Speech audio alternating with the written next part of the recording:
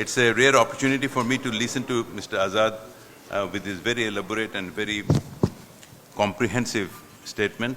It is also equally a great honor to be sitting in the same podium with Honorable Minister Mr. Nasrul Hamid and the Honorable Secretary. Thank you very much. Thank you for organizing this. A country's energy consumption has become main index to its affluence and development. Bangladesh achieved SDG goals developing status via implementation of massive expansion in energy supply based primarily on local gas and power generation by local companies. From 5,000 megawatt in 2009 to 26,000 megawatts today, a more than five-fold increase. Regulatory support was provided to achieve this through a Special Power and Energy Act. Today, energy security has become a major concern in the world. Nord Stream 2 attack, sanctions and counter-sanctions backed by high interest rates, supply chain shocks, volatility has become concerns of the time. We must therefore recast the future of energy and power policies and plans of ours. So to answer your question, this is coming over there. It should continue to be a national priority to support energy security, even at additional costs. We have noted with concern the reaction of political and social organizations on a special provisioning of Power and Energy Act, which enabled the country to implement 100% electrification as well as 8% GDP growth. One may consider how developed countries as well as China and others have taken up energy security, and the governments provided much larger supports and subsidies for those countries, including our alongside neighbors, India. So to be concerned about the special provisioning of power and energy is a misnomer in a country where we have been able, through this regulatory framework, to provide electricity to 100% of its population. As a way of energy security, Bangladesh needs to expand its own exploration, which Mr. Azad has pointed out. In addition, we need to mine coal.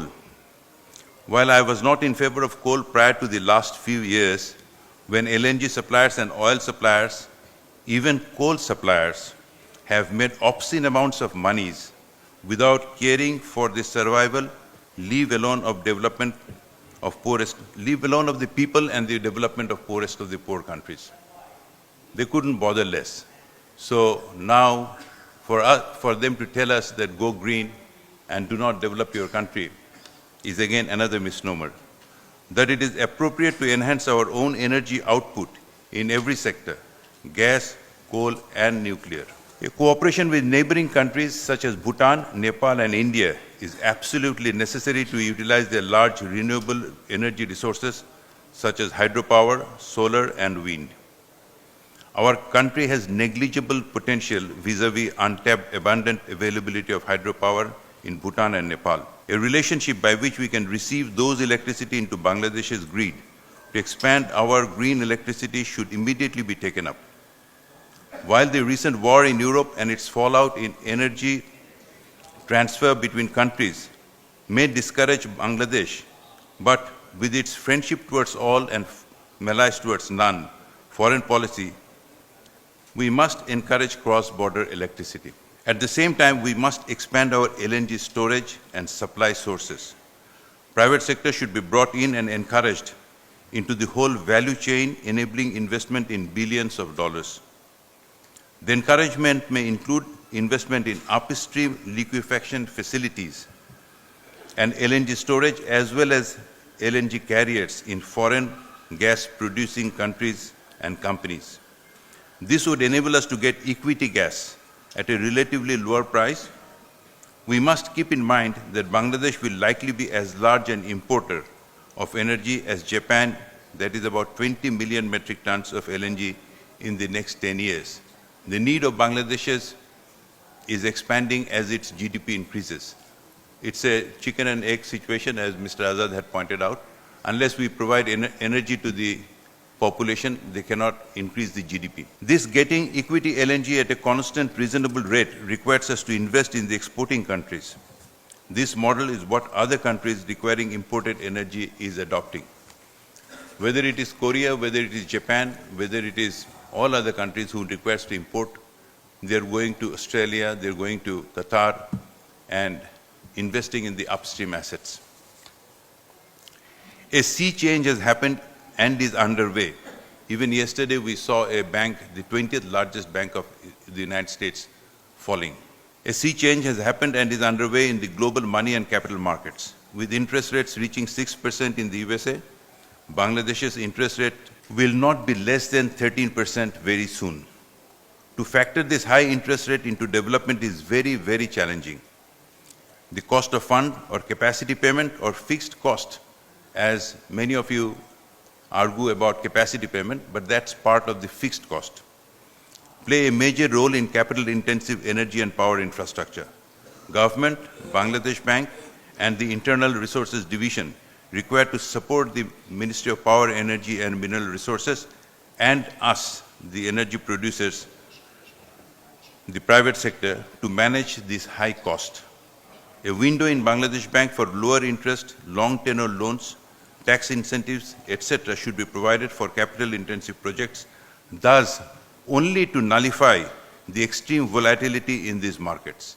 It's not for the gain of the private sector or personal companies, simple companies. It is to nullify so that there is a continuous supply of energy in this country. We are seeking that taxations and other incentives be given, not for our benefit, but to keep the cost of electricity and energy at a level which can be purchased by a person with a capacity of $2,800 per year, per capita income. The new contractionary policies of all the central banks of the world, including Bangladesh Bank, does not support infrastructure building. On this, a focused view of the demand for infrastructure versus contractionary policies require rethinking at the cabinet level.